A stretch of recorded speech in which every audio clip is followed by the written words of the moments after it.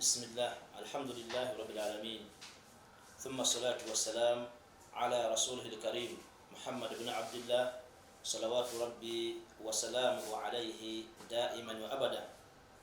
ربنا زدنا علما وارزقنا فهما، علمنا ما ينفعنا وانفعنا بما علمتنا برحمتك يا أرحم الراحمين. أقول وبالله التوفيق. رب اشرح لي صدري ويسر لي أمري واحلل عقدة من لساني يفقه قولي. اللهم اجعلنا من الذين يستمعون القول فيتبعون أحسنه. آمين آمين آمين. أحبة في الله، السلام عليكم ورحمة الله وبركاته. tumwebaza Allah subhanahu wa ta'ala nanyini matendo gonna, Allah w'obuyinza, Allah w'amaanyi, Allah akola ekyo kyabeera yagadde mu ngeri gy'abeera yagadde, mu kaseera kabeera yagadde, kwoyo bw'abeera yagadde, akaseera Allah azza wa jalla kabeera asazeewo bw'agamba nti kino kibe nga kibeera. Abakyali abalamu, alhamdulillahi rabbil alamin, tetuli balamu kulwokubanga yeffe ab'amaanyi, yeffe abalina ssente, yeffe ab'ebitiibwa. Nedda, tuli balamu lwakubeera nti tayimu yaffe oba akaseera kaffe tekannaba kutuuka. Katubanja ki? Ebbanga ly'omala ng'okyassa ogambye nti alhamdulillahi rabbil alamin. Abagenze tebagenze lwakuba bizibu, tebagenze lwakuba tebalina ssente, tebagenze lwakuba tebalina bitiibwa. Bagenze lwaki? Bagenze lwakubanga tayimu yaabwe ebadde etuuse. Nabwe kityo tusaba Allah azza wa jalla abakyali abalamu atukumire obulamu mu kumusinza mu nsinza entuufu. Ate n'abagenze Allah abeerenga batusaasirira, innahu waliyu dhalika walqadiru alayhi. Musaba Allah azza wa jalla asobola okusaasira n'emirembe eri owekitiibwa Nabbi Muhammad sallallahu alayhi wasallam eyatujjira n'ekitangaala, abeerenga atutaasa Allah ng'amutumye okutujja mu nzikiza atuteeke mu kitangaala. Wakitiibwa Nabbi Muhammad sallallahu alayhi wasallama n'aleka ng'atulambuliridde buli kimu kyonna. Aga nti Allah wammwe, Allah waffe agambye kino mukole, Allah agambye kino mukireke. Kyova olaba nti Allah azza wa jalla yagamba nti wama ataakum rasulu fakhudhuhu wama nahaakum anhu fantahu. Ebyo owekitiibwa Nabbi Muhammad sallallahu alayhi wasallam byabagambye nti mukole bye mba mukola, byabagambye nti mubireke bye mba muleka. Tusaba Allah azza wa jalla atuteeke wansi waabo abawulira ebigambo ne bafuna ekyokuyiga.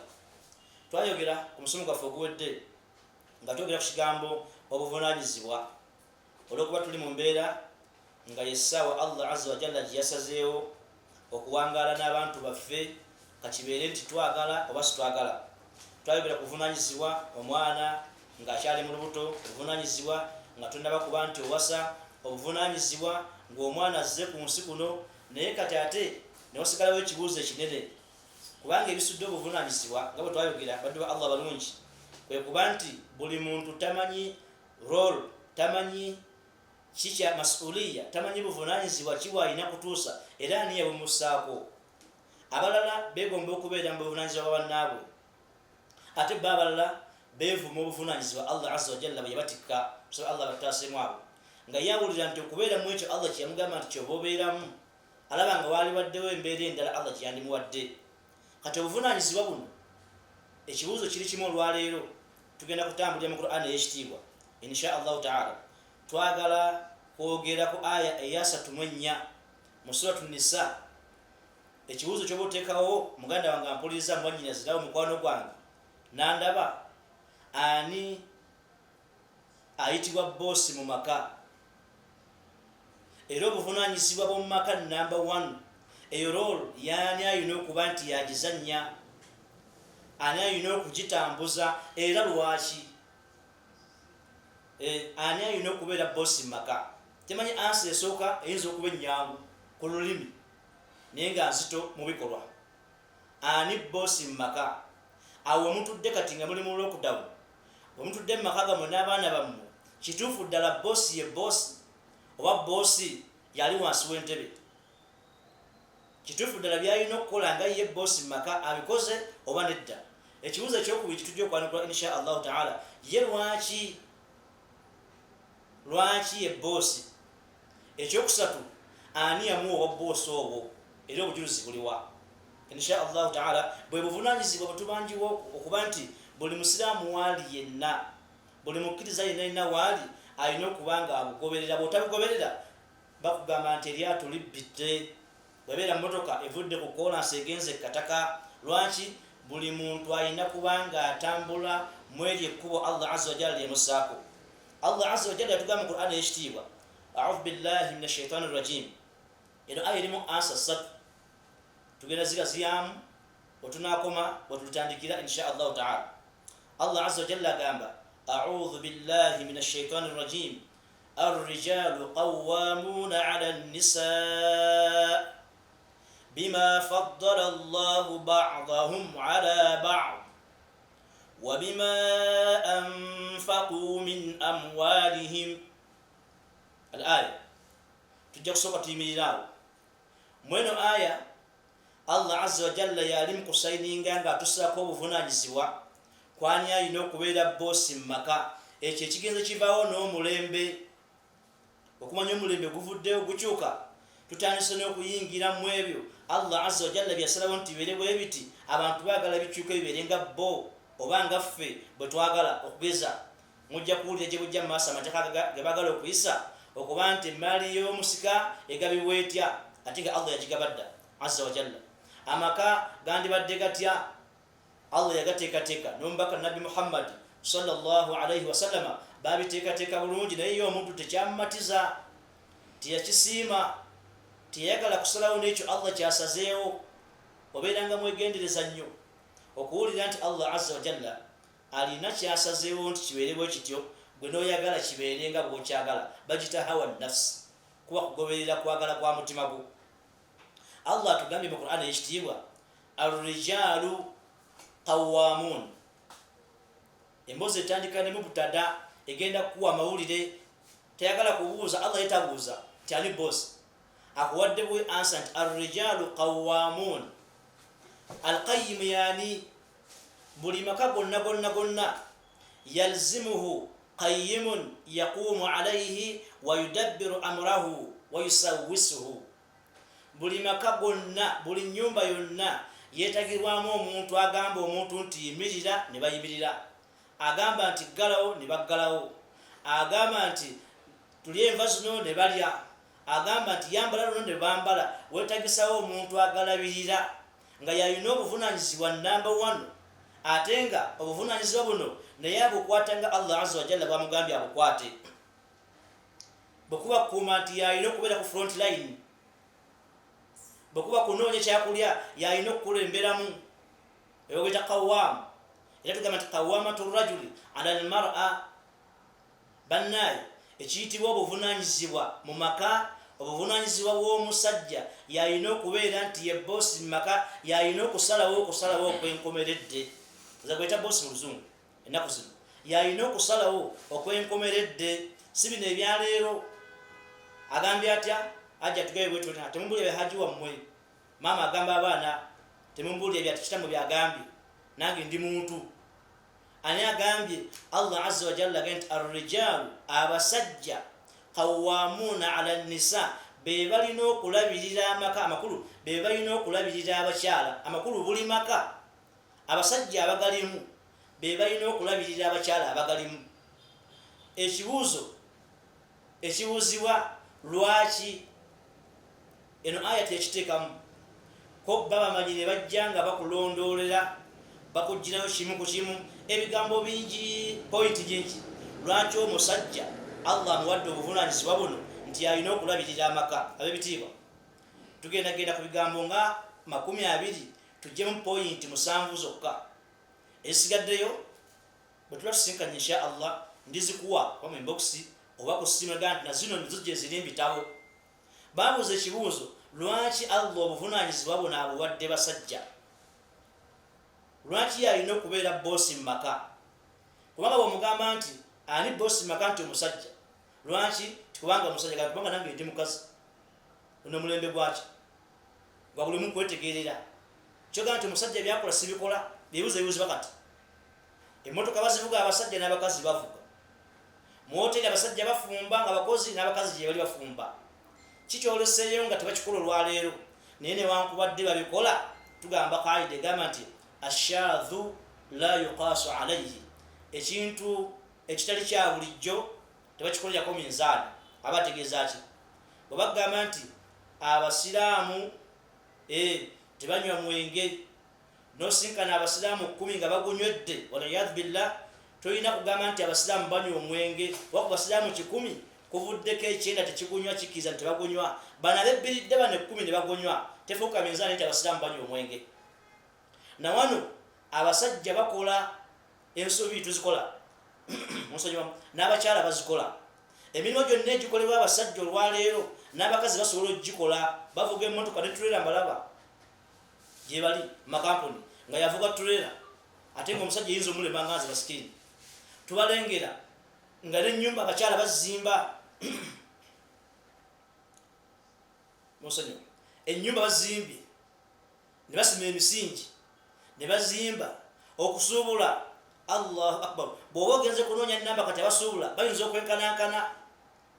Abakyala balinnya ennyonyi bagenze basuubudde n'abasajja basuubudde, naye newankubadde bino byonna babikola tekijjaawo tteeka lya Allah lyagamba.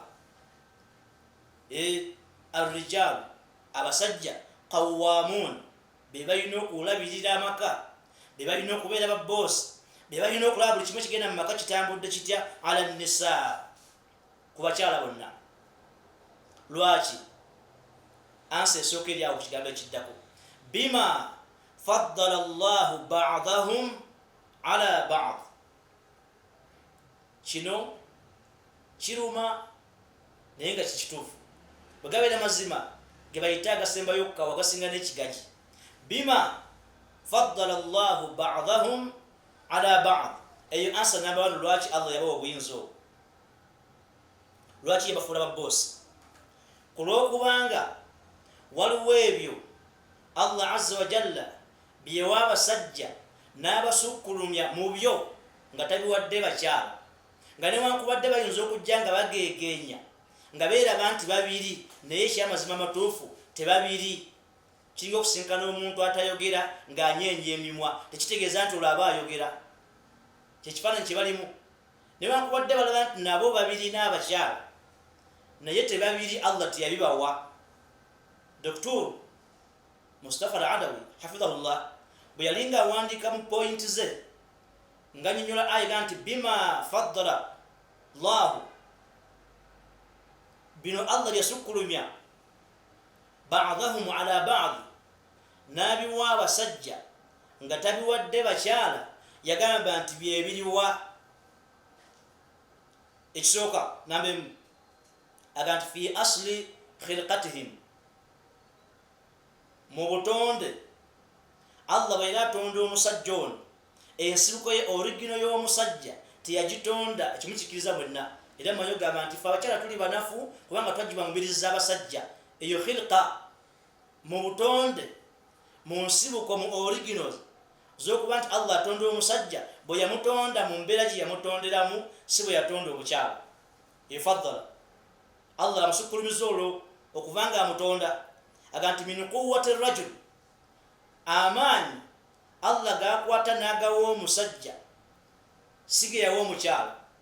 Newankubadde nga mubuligana mu jimu basitula kilo ezisinga abasajja gye bali, ng'omusajja asitula 5 ng'oliyo omukyala asitula 10, gye bali. Naye bwe tugatta ennamba y'abasajja bonna abalina amaanyi n'ennamba y'abakyala abalina amaanyi, abakyala be banafu. Olwaki? Nti obutonde, Dr. akugamba nti obutonde buno Allah azza wa jalla bwe yali nga atonda omusajja alina bye yamuwa nga tabiwadde mukyala. Newankubadde ng'omukyala ayinza okugeegeenyaako, kati amaanyi nga bw'okiraba amaanyi, gye bali bakuba ebikonde, gye bali bazanya ebyaggolola, gye bali buli kimu bakikola. Era mugenda mujje n'okudduka kusooka, naye ye Allah azza wa jalla ekyo kiba kita ebitasangika.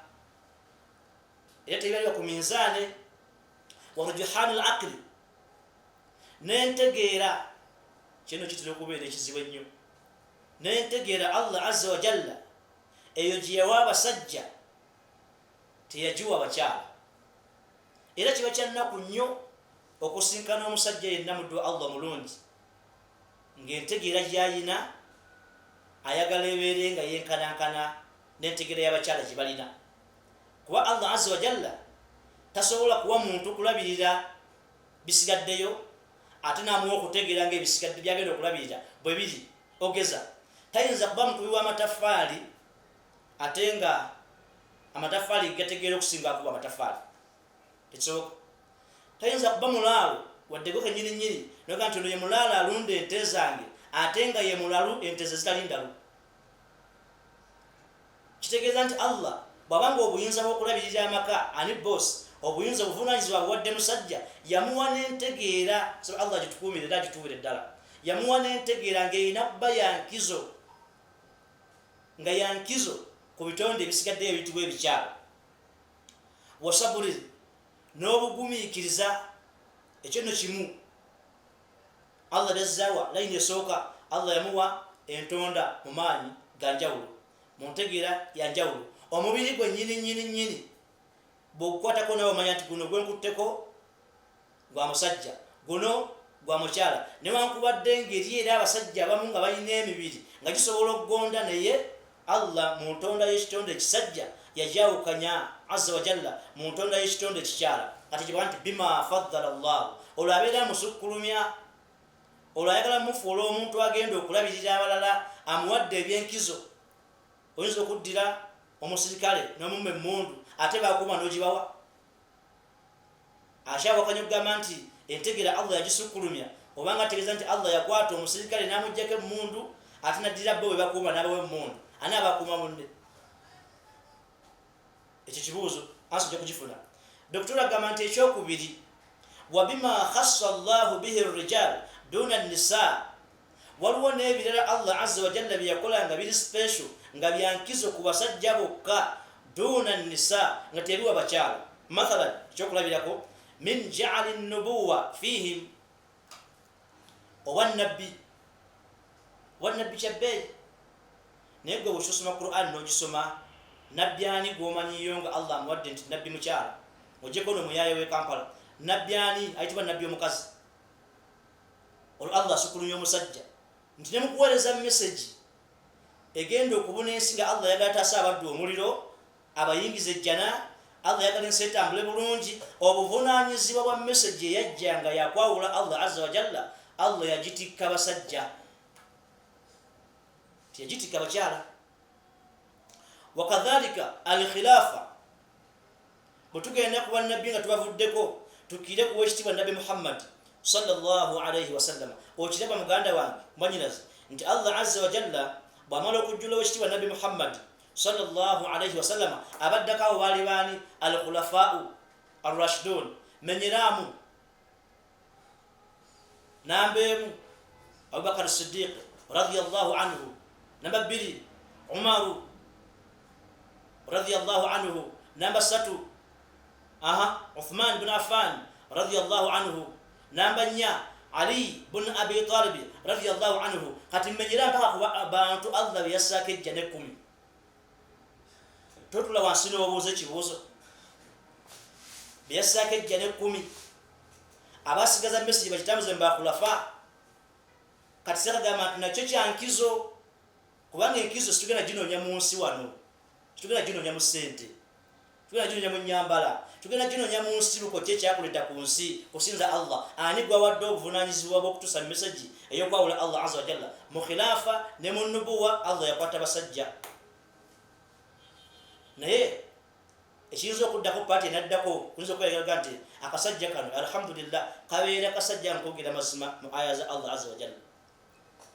Bw'asala wakulimbe n'abeera omusajja, naye ejjibujja okuddako ojja kubuuza, bo buno obwa boosi bwetaagisa ki mu maka? Awulinza okudda ku sayidi endala. Naye olwaleero atugamba nti n'ekyokusatu kijjukire bulungi, waja'ala Allahu shahadata rajuli ta'dilu shahadata imra'atayni. Bino byakutegeera mu Busiraamu nga buyimiridde. Allah azza wa jalla ja'ala Allahu azza wa jalla shahadata rajuli ta'dilu shahadata imra'atayni. Bwe tugenda mu kkooti z'Obusiraamu okuwa obujulizi, omusajja omu wayimirira walina okuyimirirawo abakyala babiri omu wayimirira walina okuyimirirawo abakyala babiri kitegeeza nti tulina okuba n'abasajja babiri bw'otabeerawo abasajja babiri mu kuwa obujulizi wabeerawo aninani farajulu wa muraataini mimman tardawna min ashuhada an tadilla ihdahuma fatudhakkira ihdahuma al-ukhra. Qur'an epeji aya esinga obuwanvu. Allah azza wa jalla yalamula bakutegeeze nti omusajja ye boss newankubadde ffe abasajja tusudde obuvunaanyizibwa waffe naye bino Allah yabituwanga kirabo nga bwe tubikuuma teri maka gaddamu kubonaabona wadde okukaaba, teri mukyala addamu kwevuma bbaawe nti yaddira obujulizi mu busiraamu. Abasajja balina kuba babiri nga bawa obujulizi, naye singa wabeerawo omusajja omu ne wabula owokubiri tukwata omusajja onoomu n'abakyala babiri, bana babiri betupanga okuwoza omusajja omu. Kitegeeza nti yo n'omu yeemalirira naye omukyala omu tayinza kujja mu kooti kuwa obujulizi na musajja omu, balina kujja bakyala babiri okuwa obujulizi n'omusajja omu. Aya ezo bwe zitambula Allah azza wa jalla yagamba atya a'udhu billahi minash shaitani rajim ya ayyuha alladhina amanu idha tadayantum bidaynin ila ajalin musamma faktubu walyaktub katibun bil adli wala ya'ba shuhada idha ma du'u. Abajulizi tebagana nkola ki alaga fa illam yakuna awwajagam fa illam yakuna rajulaini farajulu wa mura'atani. Bw'otabeerawo basajja babiri fa illam yakuna rajulaini, bw'otabeerawo mujulizi bwa busiraamu ku nsonga za busiraamu, soogera ku constitution ya Uganda oba ya Kenya oba ya Saudi alhamdulillah oba yansi kizomanyi ya Tanzania, njogera ku constitution y'obusiraamu n'amateeka agafuga obusiraamu. Ani Allah gwawadde obuvunaanyizibwa okusinga ku munne, obuvunaanyizibwa yabuwa musajja mu ngeri ki nti ne mukuwa obujulizi yatwala omukyala nti haafu. Allah n'agamba azza wa jalla, eyo aya esinga obuwanvu mu Qur'an ekitiibwa Surat Baqara era tulokugwako aga nti fa in lam yakuna rajulaini, bw'otabeerawo basajja babiri farajulun, abeere omusajja omu wa muraataini mimman tardawna min ashuhada. Ekyo kyankizo owangaala nga nawe ogamba nange ndi musajja. Wali yabuuza ejjo ekibuuzo era ndowooza ku dirasa tezitubeeramu aga nti bannaaye abakyala balina okuyonsa abaana baabwe. N'abuuza ekibuuzo n'adda ekisoma kaawole nga nti alhamdulillah, aga nti kyemugamba nti baba ayonka bebageze nnyo okusinga batayonka, ng'alinga ategeeza nti Allah tugamba okuyonsa n'obutayonsa tewaliwo makulu. Inna lillahi wa inna ilaihi raji'un. Bino Allah yakuteerawo n'agamba nti byakwagalamu ge makuba gakuyamba okuyingira mu najja, okubeera omuwanguzi, obutaddamu kaaba. Ekirala bw'ogenda mu miraathi mu kusika, waja'ala lahu min almiraathi dhi'fu almar'a, okiraba falidhakari mithlu hadhi al-unthayayn. Bino byonna Allah yabirambika kulagaani boss ani alina okuba n'obuvunaanyizibwa. Ne bankwadde ku baabu bati yabitegeera naye nange saabimanya naye buli emisoma nebitegeera nga nti alhamdulillah Allah bwoti bwakola kitegeeza nti bwabikutikanga bingi n'ebibuuzo bingi mu kusika. Allah azza wa jalla yakwata era n'agamba nti lidhakari, omusajja afuna mithlu hadhi al-unthayayn. Bwe tuba nga tulina 10 waliwo abaana abawala babiri n'omulenzi omu, mu mbala y'amangu ya Find X yangoba mu kusoma tugamba nti omusajja afuna 5, omuwala omu n'afuna 25, n'owokubiri meka 25, bamalewo 10. Eyo miraathi Allahu azza wa jalla batu ekikola. Waja'ala lahu alhaqu, nagano ge mazima era aganyiza fi an yajma'a baina 4 niswa. Allahu akbar. Wala yahiqu lilmar'ati illa an takuna tahta zawji wahid. Allah subhanahu wa ta'ala mu bye yakwata omusajja n'abimuwa okumulaga nti obuvunaanyizibwa bwonna bwonna bumutisse mu maka yalina okulabirira omukyala. Kyova olaba nti bannaffe bano baganda baffe abamu awala bakitegeera abagendayo okukola ndala mu bali ebweru mbere bajulizi osinkana omukyala ng'alinga ye kabaka mu maka talina na kimu kyakola kulya kwebaka kugenda n'omwana ayinza okuba nti tamusitudde na nnyo kubanga abeeri bategeera nti obuvunaanyizibwa bonna Allah abutisse ffe ne babukola ate gye tuddukire okugenda okukola tutuukirize obuvunaanyizibwa bwabwe. Kati wano Allah azza wa jalla mu kiyewa abasajja nga kiraga nti yenkizo okuba nti basobola kwenkanankana enengombo tujegendereze omulembe gwa mwenkanonkano muki wallahi mbulya manyirasi oba muganda mulembe guno gwa mwenkanonkano muki eyo engombo eyogerebwa twandibesiba actual inomo naye nga tebamaze kudda ku saidi ya busiraamu kugamba butya nebaga nti omulembe gwa mwenkanonkano tekiribeewo forever and ever tewajja kubeerawo kwenkanankana notunakifosinga emyaka 10 wakati w'omusajja n'omukyala. Omukyala ajja kusigala nga mukyala ekitutegeeza nti omudde kitiibwa n'omusajja ajja kusigala nga musajja. Lwaki? eyatutonda bwato bwakyagala Allahu azza wa jalla. Kyova olaba singa kyali kisoboka ng'omunkankano guyinza okujja mukimanyi bulungi nti omukyala omu ayinza okuba n'abasajja 8 natafuna kuwadde akamogo n'akamu ne Allah teyakimuwa. Ate omusajja omu bwe yakkiriza okuba nti wansi we wabeereyo abakyala 4 kitegeeza nti ye omukyala alina kuba wansi wa musajja omu kyokka ate omusajja omu akkirizibwa okuwasa abakyala 4. Naliko bweyogerere batukola debate yali Alwarabu maama ne taata nasinga omwana yasembayo okuwangula debate eyo njijukira bulungi 2014 yagamba nti point yange yeero era shekhe wange muganda wange naga nti debate ewedde yagamba nti taata yasinga jaha kubanga taata Allah yamukkiriza awase ba mama 4 ate mama tayinza kuwasa ba taata 4 ani asinga ani boss ani Allah gwadde obuvunaanyizibwa. Naye ono gwendi mukwogerako olwalero yegendereza obuvunaanyizibwa buno ddala tubutuukiriza ye Allah babutuwadde biki byatugambye okukola ebirala. Waja'ala Allahu azza wa jalla nabino tubinootinge tubyagala nnyo ate nga byabulabe mu Islam. Allah azza wa jalla nga yakolera abasajja mu mpangala z'amaka. Number 1 at-talaq, number 2 an-nikah, number 3 ar-raj'a. Bino ebintu bisatu omukyala talinaako paati nekijja okuddako ekyokuna bwe tugenda mu talaka mateeka agafuga obusiraamu singa abasajja fena tukirowoozaako ntugamba nti Allah yatukwasa bitumala tetwandigenze kubaako na muntu gowangana naye ng'ali mu kuyomba kubanga Allah yabikwasa. Namba 1 bwamala nga mwenze mu maka newabeerawo embeera nga siza kukkaanya bulungi newabeerawo embeera nga mutuufu omu ayagala kuwummula ku munne enjogera ennaku zino ng'omutima gukalubye kubanga bba abakyala kyebabanyigiddwako kitobanyika ekituufu agenda okugamba nti nkooye nga yakoowa dda bw'agamba nti nkooye 221 aba yakoowa 218 naye bw'obeerawo embeera nga ziguddewo bwe zityo zisaba Allah zitase mu maka gaffe.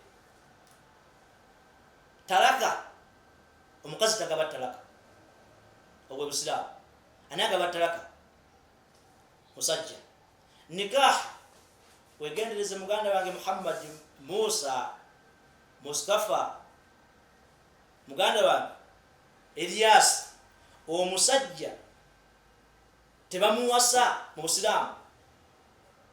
Allah yakikola nga omusajja yawasa naye bwalero kiri kitya bavayo ne ku TV naga nti nze bamuza kikyoyagala nga njagala omukyala ng'alina kiyeekoleddeko gw'ogenda okole ki ng'alina kiyeekoledde kale ng'ajja kusobola okunteekamu ssente opposite ya ebigambo bya Allah kati gye tutambulemu tulaba bijja biri bulungi. Nikaha okuwasa kwa musajja ne wabeera kugenda okuwasa ng'alina ssente mpitirivu toyina naye amahale goyina okugawa amahale kale genda mu kyama ekiro agakuwe ojogamuwe enkya naye nga goyina okugawa situkirizibwa genda kuwagamba nti amahale anagawa tajja talimandiyo yagambye nti amuwadde amahale ga mitwalo 5 ng'agawaani agawaani oyo ojjewo ekitiibwa kyonna Allah kiyawa n'akiteekayo ne bwabeera ng'omukyala ye queen wa Bungereza ng'agenda omutwala yona abajja ebitanda empambire ono w'empambire yagenda n'amahale n'agawa queen wa Bungereza lwaki kitiibwa kya musajja Allah yakimuwa yalina okuba n'obuvunaanyizibwa ate nga n'amahale buvunaanyizibwa kati nikaha Allah yagibajjako era kati abakyala abali mu kwewaana nze omusajja wange nze namuwasa otya era mu ngeri ki yo mu ddiini ki omukazi wawasiza omusajja ebyo byonna tuli ku nsonga egamba nti bima faddala Allahu ba'dahum ala ba'd Allah alina byeyawa n'abiwanga abiwadde basajja tabiwadde bakyala ekyo kitegeeza ki nti Allah yasalawo oba ekyo kikutula goyi Allah yasalawo n'amaliriza ng'ategeeza nti newankubadde mujja kukulaakulana mugende ku mulembe gwa buli muntu okwenoonyeza ekyokulya naye emirembe n'emirembe gwentonzenga musajja ajja kufanga musajja ne gwentonzenga mukyala ajja kufanga mukyala so Allah tolema tulibakkiriza ya Rabbi wakadhalika manye okubuuza ebibuuzo nakiro katukyanukule nga twogera ku buvunaanyizibwa Allah ani gwabuwadde eyo nekyali point number 1 lwaki Allah yabawa obuvunaanyizibwa obwo kubanga mu ntonda ne mu shariya bye yabawa tebiwa bakyala wakadhalika intisabul aulad omwana ono ng'omukazi bamaama bannyinaffe yeetikka omwana mu lubuto okumala ebbanga lya myezi 9 naye abeera mwana we ng'akyali mu lubuto kasita muzaala we pa alhamdulillahi rabbil alamina oyo aba mwana wa musajja oziraba nakona ku aya ez'oluli naga nti Allah yagamba nti walwalidatu yurdi'na awladahunna abakyala bayonsa abaana baabwe emyaka 2 ate ono ali mukuyonsa mwana we ng'amuyonsa mwana we ng'ali mu lubuto naye bw'amala okuba nti omwana ono akuze Allah agamba atya wa alal mawludi lahu ne gwe bazaalidde omwana makulu ne nannyini mwana wa alal mawludi lahu ne nannyini mwana rizquhunna alabirize ng'ono maama ali mu kuyonsa maama alina olubuto wa kiswatuhunna era mwambaze bil ma'rufi okusinzira ku busobozi Allah bw'amuwadde kati ani omwana waani nekisobo kyatwala omwaka mulama nga abantu beebuuza naye omwana taza kubeera wa mukyala omwana ayitibwa ow'omukyala bazita halatun khassa ziba ngeri ezitali za bulijjo ogeza bw'olabanga omwana oyo wamutuuma nti wo omanya nti mwana bamuzaala mu makubo ga bwenzi naye omwana atali wa bwenzi tasobola kuba mwana wa mukyala ensi ne bwekyuka ekiri wansi nekidda waggulu n'ekiri waggulu kikka wansi amakulu ardhu nefuuka sama ne sama nefuuka ardhu ate mustahil enjogera bwete byokulaga nti tekisoboka ensi ne bwekyuka omwana kusinkana nga bamuyita nti ono omwana waani nti mwana wa jati gundi mwana we mwana wa madamu gundi kitegeeza nti omwana oyo tewaaliwo nkola ya Allah na mbaka we sallallahu alaihi wasallam naye kasita banga libeerawo nga mwawooyebwa maadhun imaamu n'abawoowa oba amiru oba mufti n'abawoowesa ebbanga ly'omwana oyo obusiraamu bwamuuza ku musajja lwaki bumuwa buvunaanyizibwa lwaki bumufuula boosi mu maka naye naffe sitwabitegeera olukazaala ng'odduka wabeera bangi ng'odduka emmere bwekula ng'odduka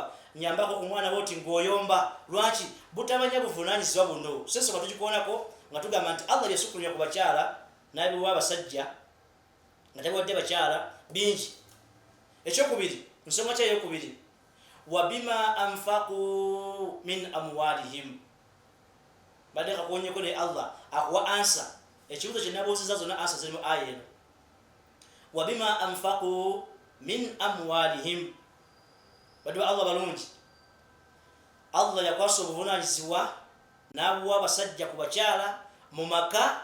Eno embeera ya leero situganye ennamba y'abakyala nnyingi eri bweru mu Uganda, eri bweru mu maka, bonna bagenze kuyiiya. Era lumu nabeerako ku Ntebe Road ne ntandika okubala emmotoka nga ninga omulalu, naye ng'eyitawo ng'erimu mukyala nga ntiikinga, erimu omusajja nga ntiikinga, mu kunnyuka okukakasa nti kati abakyala be bakola abasajja batudde waka, oba batudde simanyi oba beebase simanyi.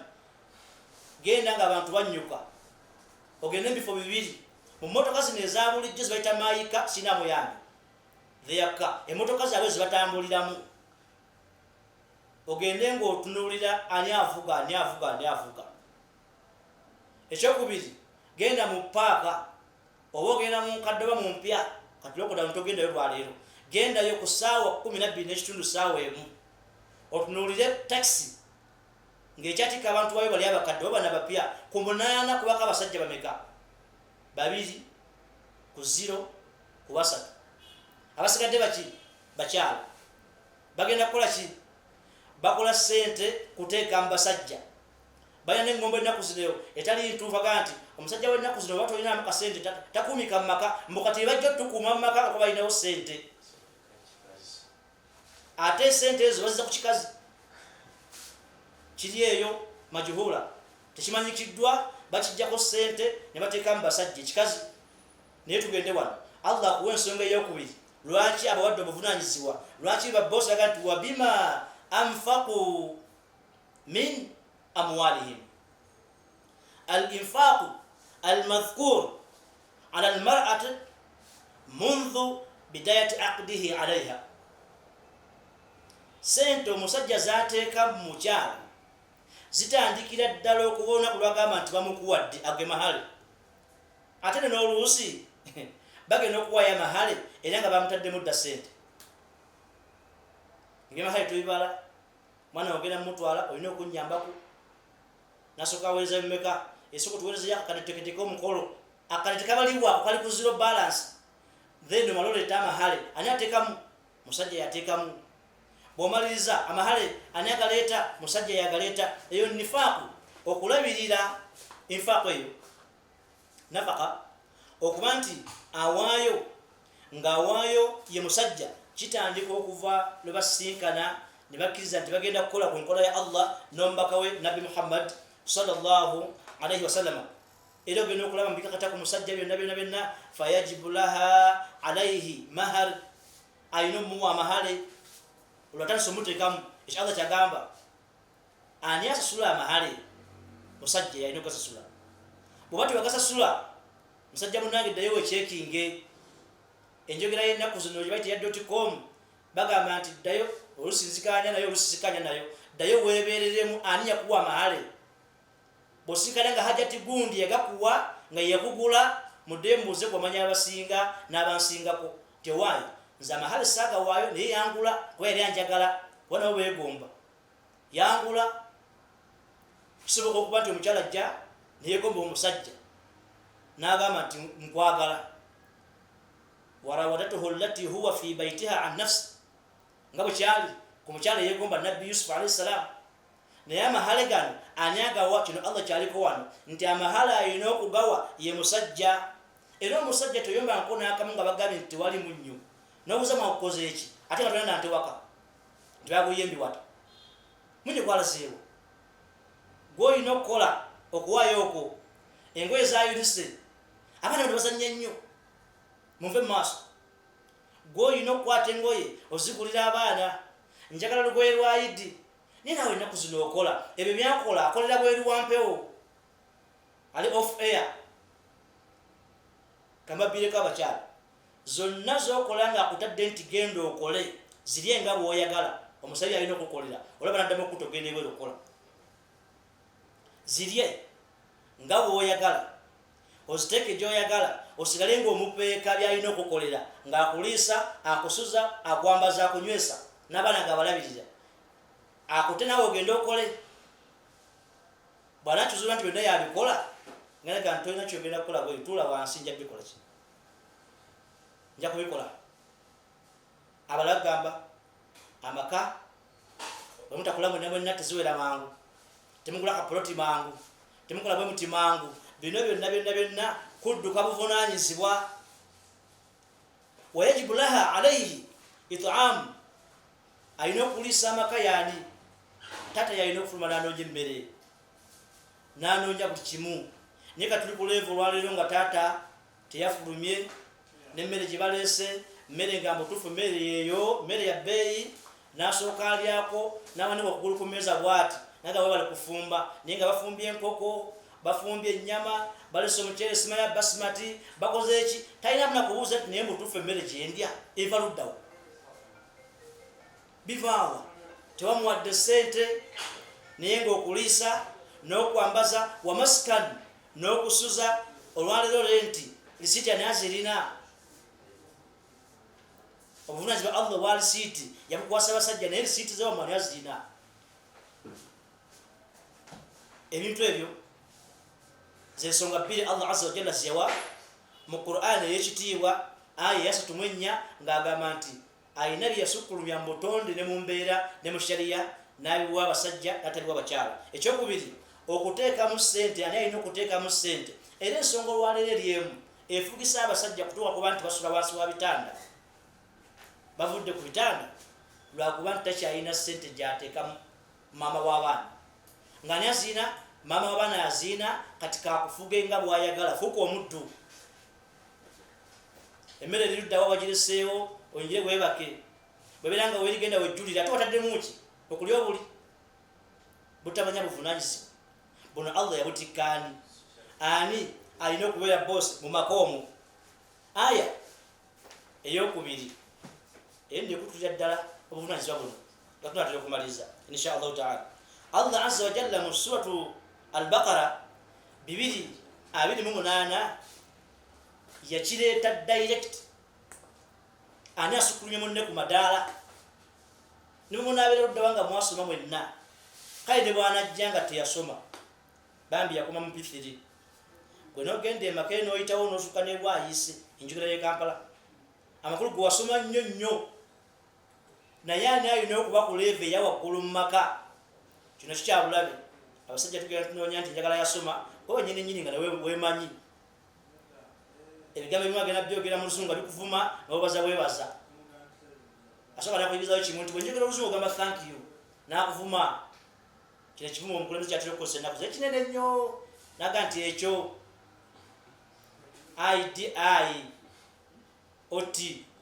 kasa kyogera balaga nti thank you, n'akuvuma.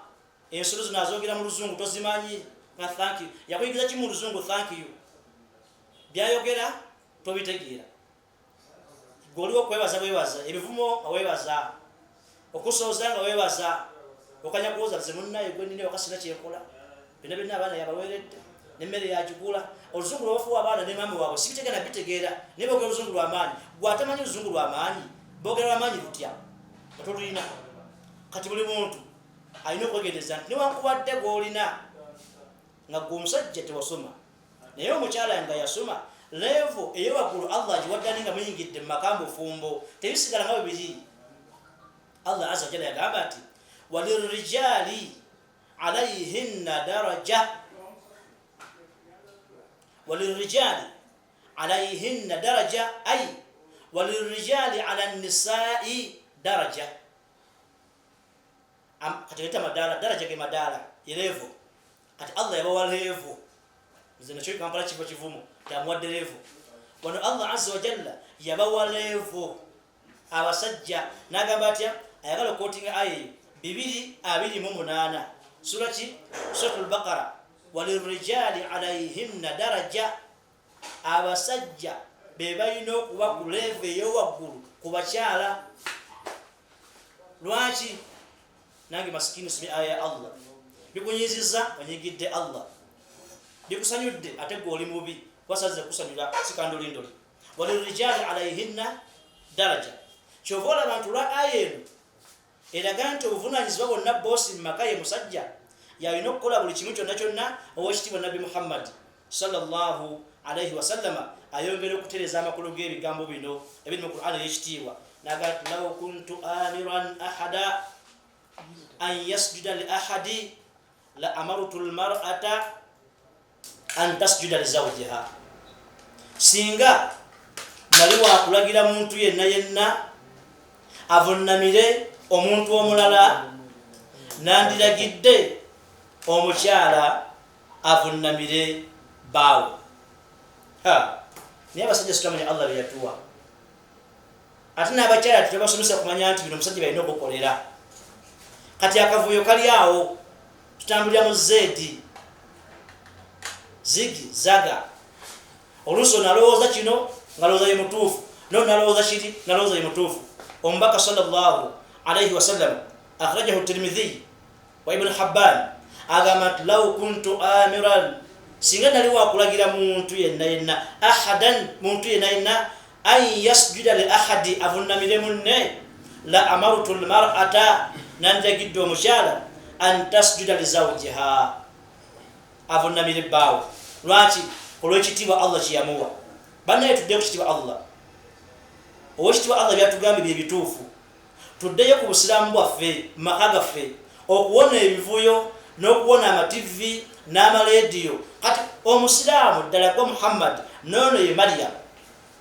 nsonga kyebatwala mu kooti y'amaka eriruddewa kooti y'amaka ng'ovudde ku Qur'an nova mu hadith nova mu bigambo by'abasahaba nova mu bamanyi ne batuula ne bamala essaawa 2 oba oliawo nga nakubya essimu naye kumpi bambi abadde yenyoleddemukku ataddemu ka sanitayiza ke naga kyendabyenze omukyamu ye musajja kyendabyenze omukyamu ye mukyala mbwe kooti y'amaka tulina kudda buzzi ku busiraamu kutegeera Allah yagamba ki n'omubaka Nabi Muhammad sallallahu alayhi wasallama yagamba atya kyogerwako mu balongoofu nga n'omubaka Nabi Muhammad sallallahu alayhi wasallama waliyo abakyala abaagaana okufumbirwa baana bawala olw'ensonga bategeera obuvunaanyizibwa nti bw'amaanyi ne batya omuliro n'asooka alinako okufumbirwa mpaka lwawulira nti yenyozezza ajja mutuukiriza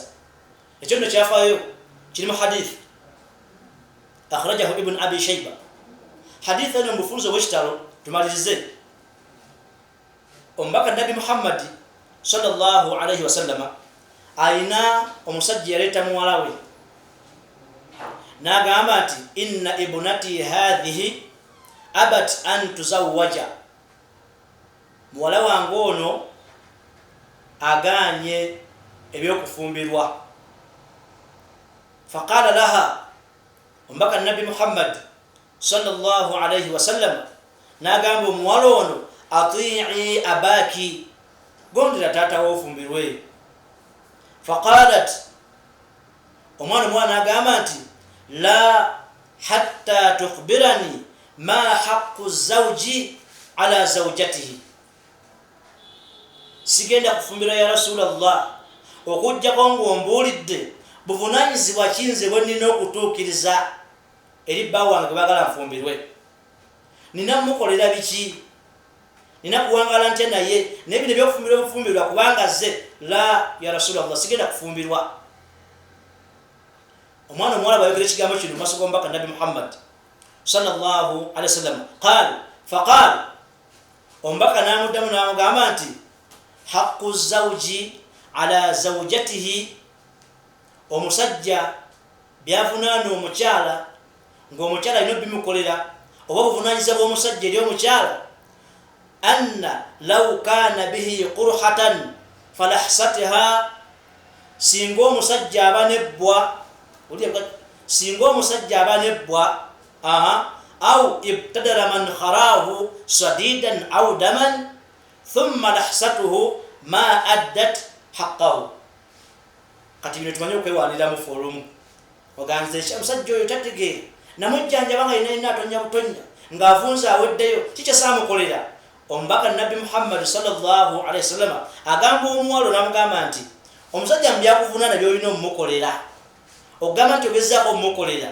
bw'aba nebbwa tugambe nga libadde likazi ne liddamu ne littuka ne liyiwa omusaayi oba amasira oba ne litonya ne livaamu ekivundu n'obeera nga gwamujjanjaba nga gwalisiimuula buli lunaku mpaka ng'osiimuula musaayi gumuvaamu osiimuula tugambe masira gamuvaamu ekiwundu kino kibudde okulaba nti olaba ali mu mbeera mbi tekawo nti owayiika ndusu emirembe n'emirembe yamugamba nti bwakola ebyo byonna muwangazi we nga mukyala yabikola abikolera bbaawe aba talina kyakoze kuvunaanyizibwa omusajja bwalina gyali ne bwewangala gwamujjanjaba ng'ayiwa musaayi ng'ayiwa ndusu ng'onyiga biwundu napaka lwafa okusinziira ku Allah kyabanja omukyala byalina okukolera omusajja bw'awangaala emyaka gyawangadde ng'ali kusimula kunyiga biwundu kusimula musaayi asangula minyira asangula ndusu aba talina kyakoze bwatu nabi Muhammad sallallahu alayhi wasallam bwagamba omukyala ono kyekyaddako qaala faqalat mwana agamba nti walladhi ba'athaka bilhaqqi ndayira Allah yakutuma ng'oli w'amazima la atazawwaju abadan sigenda kufumbirwa sijja kusobola buvunaanyizibwa obwo sigenda kufumbirwa abadan faqala mbaka nabi Muhammad sallallahu alaihi wasallam awajja olukusa oluweebwa abaana abawala oba abakyala n'agamba nti la tankihuhunna illa biidhnihinna tembawasanga okujjako nga bakkiriza bwebagananga musoke mbirindeko lwaki kyebagenda si byangu basobola okuyingira obuyingiza obufumbo buyinza okubeera nga gwe muliro kati mala kweteekateeka ofuna obuvunaanyizibwa n'agenda okuwasa naye afuna obuvunaanyizibwa musoke muyingire mu kiyitibwa obufumbo tugya tukola ki mugira musiiba dating no haramu musinkana haramu mukole ki mwangale nga muti Allah n'omubaka we atusobola kuba nti awasa agira asiiba eddagala liva luddawa kwoyo as-sadiqul masduqu wakitiibwa nabi Muhammad sallallahu alayhi wasallam kale nga tumaliriza wandibanga olwaleero oli mukyala nga weegombye okubeera omusajja si kirungi nakyo era tukikola awo tujja okutandikira inshallah leka nkajjewo nkimalirize kubanga bingi byetujja twogerako wandibanga oli mukyala noga ne Allah ng'abasajja baba wadde ebintu bingi naawe yakuwa bingi naye tobimanyi lwaki tobimanyi kubanga newaka wennyini waddukawo era nogenda okole nogenda oyige ssente naye ng'ate entandikwa y'okubeera ewaka bambi teva ku ggwe mwannyinaze nagundi mwannyinaze Mariyamu entandikwa eyo teeka lya Allah azza wa jalla yalisimbula ku bamaama baffe n'abagamba batya waqarna fi buyutikunna kati omukyala oba oyomba mu lockdown nti ewaka wagaana bane wakati wabeereka ensi eba etambula etya nga abakyala bebayomba bane wakati wabeereka nowagalebako kumala ennaku ana mu bbiri wakati wabeereka bwe kibanga kiba mu bakyala olwaleero mulowooza ensi etambula etya kyandivudde mu baana naye olwaleero abatasinga okumanyira waka baga nti bannaye biggwako ddi naye ng'akyogera ye mukyala teweegombanga ng'oli mukazi okuba nti ofaanana abasajja tomanyi Allah bye bajjako kubawa kitiibwa ky'abasajja teweegombanga ng'oli musajja okufaanana abakyala tomanyi biki Allah bye bassaako naawe akuwooko n'akagere onaabisobola obuyinza bwa Allah tukusabire edduwa nti muddu wa Allah weegomba bakyala wakati ennaku zino byeyoleka abasajja beegomba kubawasa baagala bakazi babawase abasajja beegomba bakyala balina ssente bateekemu ssente abasajja okuula bakita kuula mujja kumpa oluganda lwakyo lutuufu okuula kati kwavudde eri mmanga ne kwambuka engulu bani abakuula basajja bakuula baani basuubuzi ate abamu bakuula baka abasajja bannaabwe fa inna lillahi wa inna ilaihi raji'un kubanga bwazifuna naye agala afune ku maanyi abenga naye abasajja yabamutawanyanga basatu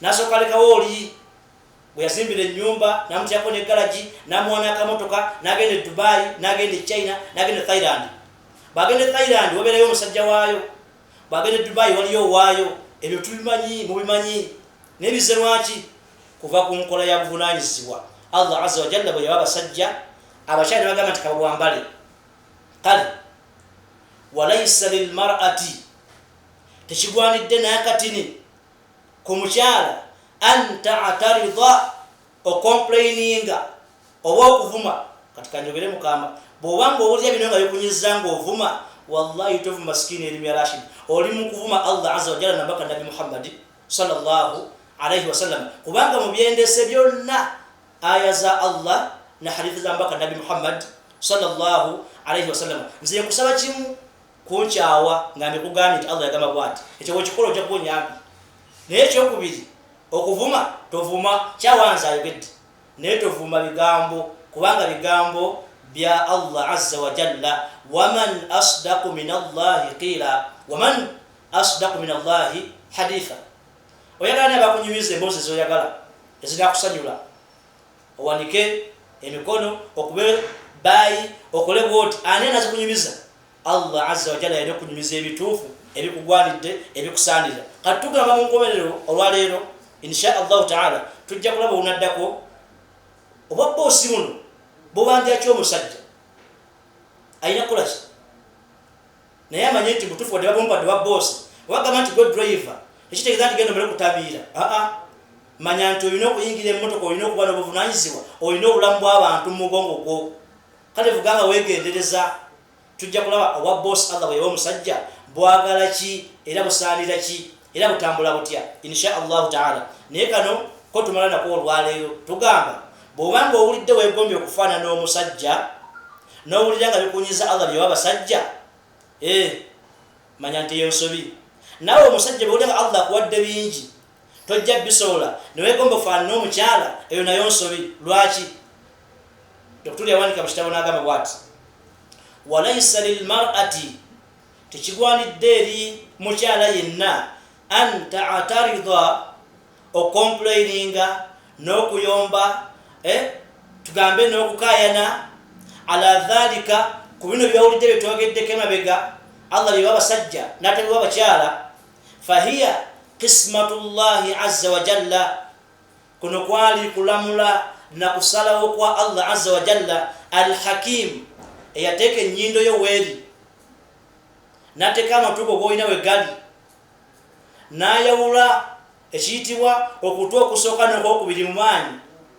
naggala emimwa naggula amatu alhakim amakulu akola ebintu nga birina okukolebwa alalim byakola takopa bikoppe abirinako okumanya allatifu oyo akwata empola alkhabir ayina experience mu byakola yasalawo bw'ati nawe noonyezaya nakusanyula aljahil alfasiku atamanyi ajja kwogera bikusanyule alfasiku omunonefu bijja kusanyula naye bino tolina kubiyomberamu guma era oddeyo ogambe nti astaghfirullah Allah wange ebisigaddeyo mu maaso yegwamanyi naye njagala osobose nzireyo ku nkola ya Allah n'omubaka we sallallahu alayhi wasallam sakati abakyala bakola bakola abamu batuufu bakole naye abalala kyejo abalala nsi abalala butamanya Allah agamba ki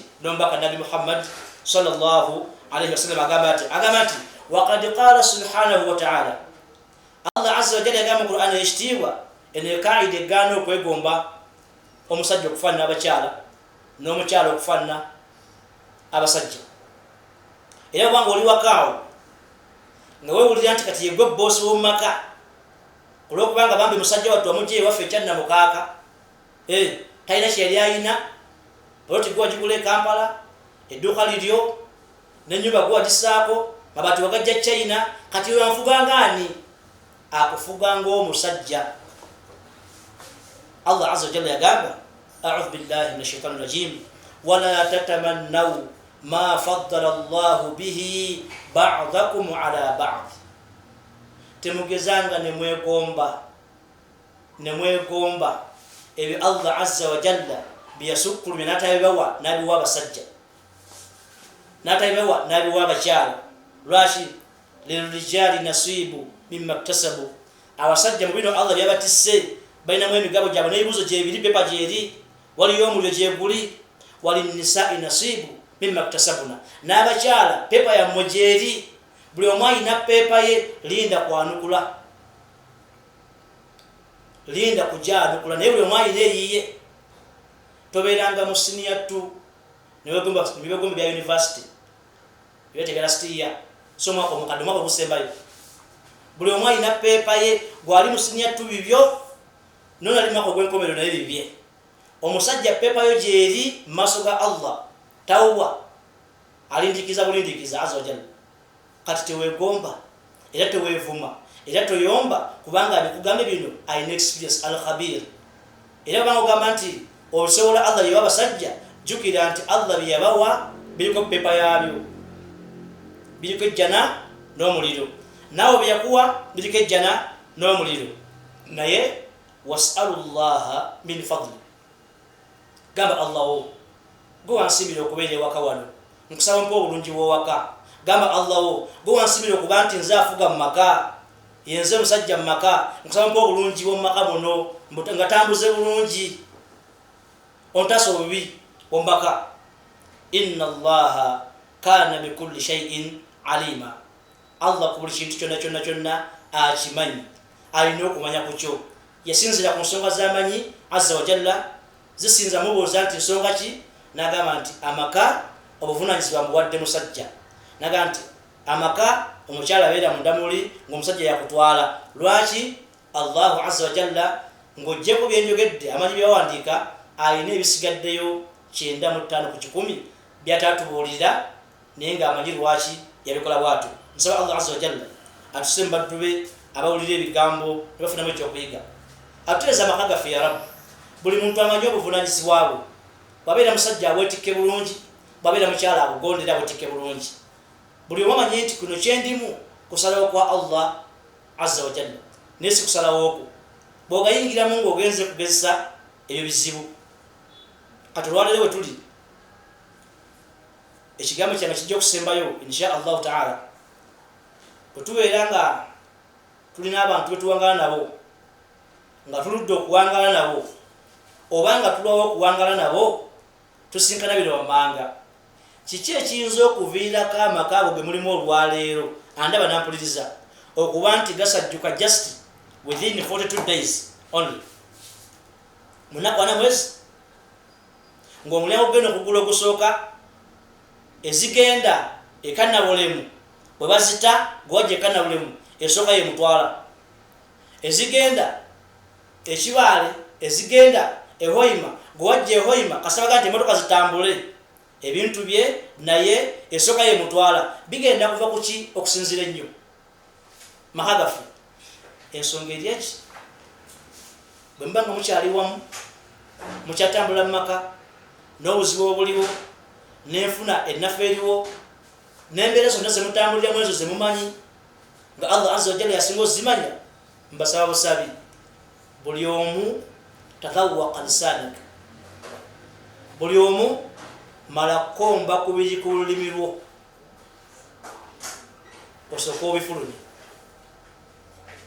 omusajja bw'obanga oli wakaji wakedde tona kuvaawo ova kumakya mpaka saawa zino obanga wavuddewo kokuwoina mu lukyasi kyansi oluvaawo byogenda okwogenda mukyalawo n'abaana baba bakulu abaliwo mala komba ku lulimi lwo bw'owulira nga bigenda kaawa please bireke mu kamwako omukyala byogenda okugamba bbaawo mu maka bw'owulira nti obikombyeko bigenda kaawa bireke mu kamwako kubanga asirika teyejjusa singa buli mukyala atesitinga ebigambo byagenda okwogera nawulira obuwoomi bwabyo n'obukawo bwabyo ebiwooma n'abifulumya ebikawa n'abisigaza teri maka genda kuwangaala nga mulimu okubasamba nga piki nga mulimu okwesaamu empi olwomumaaso ne rivansi nga mulimu ebigambo ebinene ebitayinza kuva ku mutima naye buli muntu mu ssaawa eno abanjibwa oba bikunyize oba nga bitambula bulungi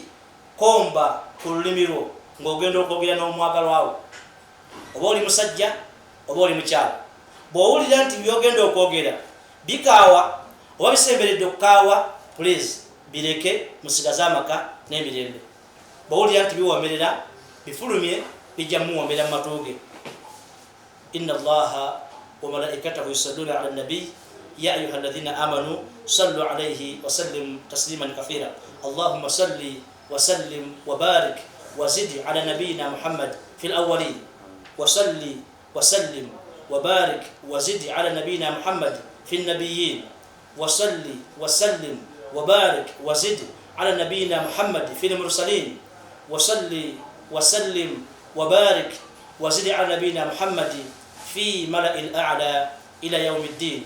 اللهم اغفر لنا والوالدين ووالد والدينا ومن كان لهم حق علينا برحمتك يا أرحم الراحمين. سبحان ربك رب العزة عما يصفون وسلام على المرسلين والحمد لله رب العالمين. السلام عليكم ورحمة الله وبركاته.